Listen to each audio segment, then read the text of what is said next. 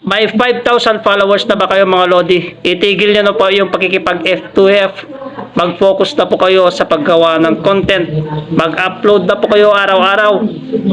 Mag-upload po kayo 2 times a day sa stream ads o sa Reels para ma-monetize na po kayo mga Lodi. Tuloy-tuloy lamang mga Lodi. Kasi nakuha nyo naman na yung 5,000 followers.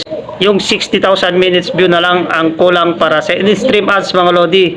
So ang gawin nyo, gandahan nyo po yung mga video nyo mga Lodi para magkaroon din kayo ng mga followers, yung mga organic followers. At saka syempre, kailangan din yan sa ads on Reels para magkaroon kayo ng ads on Reels. Yung wag na wag po kayong magkikipag F2F kasi bawal po yan mga Lodi. Kasi po, nadidetect po ni Meta yan mga ginagawa nyong magkikipag F2F mga Lodi. Itigil nyo na yan pag nakuha nyo na po yung 5,000. So ayun mga Lodi, sana po nakatulong itong video kong ito. At sana po patuloy nyo po suportahan itong page ko. And paki-follow na rin po itong page ko. At paki-likes and comment na rin po mga Lodi. Maraming salamat sa inyo. Bye bye, hanggang dito na lamang po.